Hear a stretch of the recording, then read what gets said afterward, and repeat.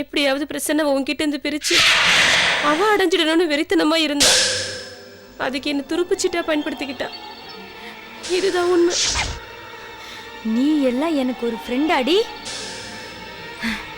அவ கத்திய காட்டி மிரட்டினான்னு என்னை பத்தின எல்லா உண்மையும் சொல்லி எனக்கு துரோகம் பண்ணிட்டல்ல. அவளுக்கு தெரிஞ்சிட்டா பிரசன்னா எனக்கு கிடைக்காம போயிடுவார்னு நீ நினைச்சிட்ட. கடைப்பாண்டி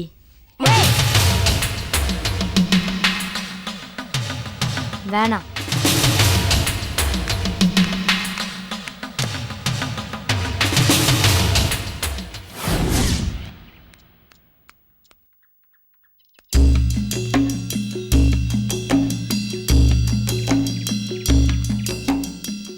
மது, கேபின்ல போய் பார்த்தா நீங்க அங்க காணோம். இங்க நின்று என்ன பண்ணிட்டு இருக்கீங்க?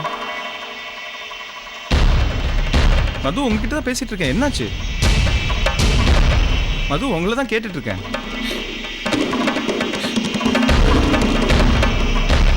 மது, இப்ப ஏன் அழுதுங்க? மது, இப்ப அழுகிற அளவுக்கு என்னாச்சு? தயவுசெய்து சொல்லுங்க. பிரசன்னா, நீங்க ஊர்ல இல்லாதப்போ என் ஃப்ரெண்டு கோயம்புத்தூர்ல இருந்து வரா. தங்கறதுக்கு உங்க வீடு வேணும்னு கேட்டிருந்தனே, உங்களுக்கு ஞாபகம் இருக்கா?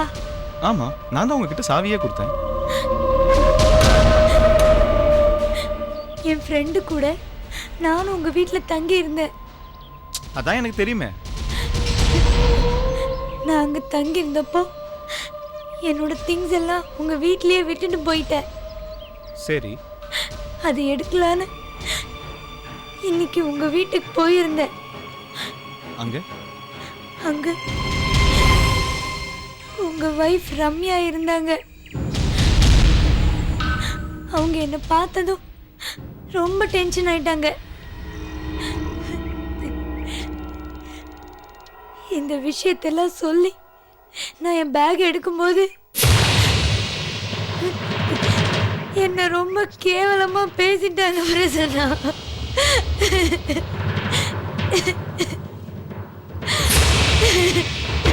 என்ன சொன்னா? நானும் என் ஃப்ரெண்டும் உங்க வீட்டுல தங்கலையா, நீங்களும் நானும் தான் தங்கணுமா, பயங்கரமா நம்ம கும்மாளம் போட்டோமா, இன்னும் என்னென்னலாமோ அசிங்கமா பேசிட்டாங்க பிரசன்னா.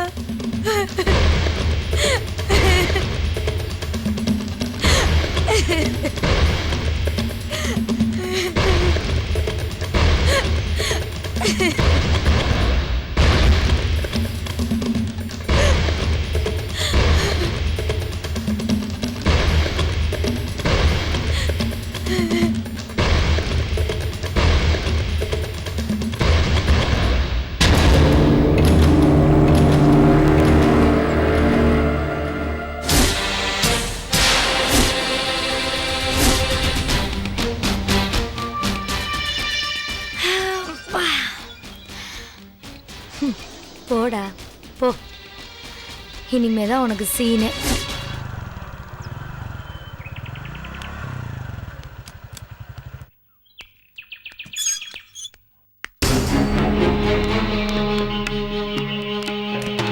ரம்யா,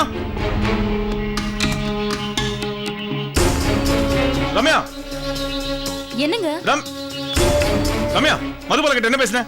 இருங்க இருங்க, நானே உங்களுக்கு ஃபோன் பண்றதா இருந்தேன். அந்த மதுபாலாவை பத்தி எல்லா விஷயமும். வாயை மூடு. மதுபாலா மதுபாலான்னு எப்ப பார்த்தாலும் அவ பேரை சொல்லிட்டு. இது பார், இதுக்கு மேல என்ன அவளை சந்தேகப்பட்ட? நான் மனுஷனாவே இருக்க மாட்டேன். அடிச்சு மூஞ்சி கிஞ்சில உடைச்சிருவேன். காதலிச்சு கல்யாணம் பண்ணிட்டு இப்ப சந்தேகப்படுறான். என்ன வாழ்க்கை இது? செத்துடலாம் போல இருக்கு. என் மேலதாங்க தப்பா? இத்தனை நாளா நான் தான் உங்களை சரியா புரிஞ்சுக்கல. உங்க பக்கம் நியாயம் இருக்கிறதுனாலதான் என் மேல கோவப்பட்டிருக்கீங்க, எரிஞ்சு விழுந்திருக்கீங்க, ஏன் அடிச்சிருக்கீங்க. எனக்கு இப்பதான் எல்லா உண்மையும் புரிஞ்சுதா. இனிமேல் அப்படி நம்ம சந்தோஷமா இருக்கணும். அந்த மதுபாலோட பேரை கூட நான் இனிமே சொல்ல மாட்டேன். இது உங்க மேல சத்தியம். நிஜமாவா சொல்றேன்? நிஜமா தான் சொல்றேன். உண்மையிலே என்ன புரிஞ்சுக்கிட்டியா?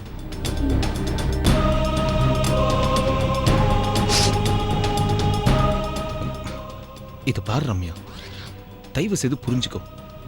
நீயும் நானும் ஒருத்தர் எவ்வளவு காதலிக்கிறோம் நமக்கு மட்டும்தான் தெரியும். ஆனா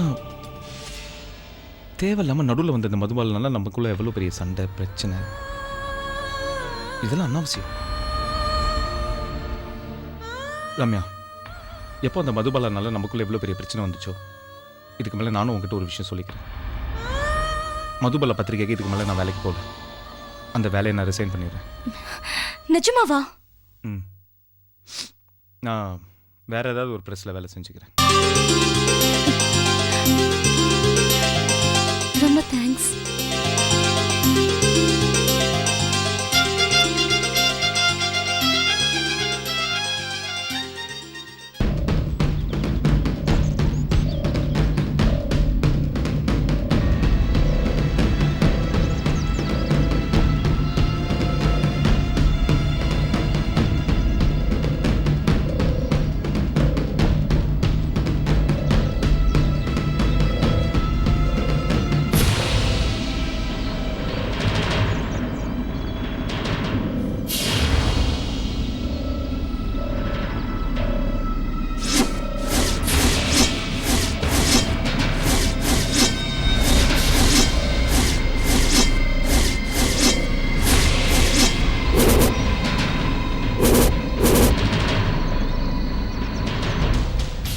தலைவர் இறந்த துக்கம் கண்டிப்பா நம்ம எல்லாருக்குமே இருக்கும்.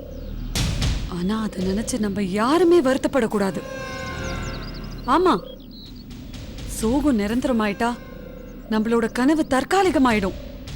இந்த இயக்கத்துல தனி மனிதனா இருந்தாலும் சரி, அது தலைவனா இருந்தாலும் சரி, கொள்கை தான் முக்கியம். அதுக்காக எத்தனை பேர் உயிர் போனாலும் பரவாயில்ல, இந்த இயக்கத்தோட கனவு நிறைவேறணும். அதுக்கு நம்ம எல்லாருமே ஒற்றுமையா இருக்கணும். அதுதான் நம்ம தலைவனுக்கு நம்ம செலுத்துற உண்மையான அஞ்சலி. இனிமே இந்த இயக்கத்தை நீங்க தான் வழி நடத்தணும்.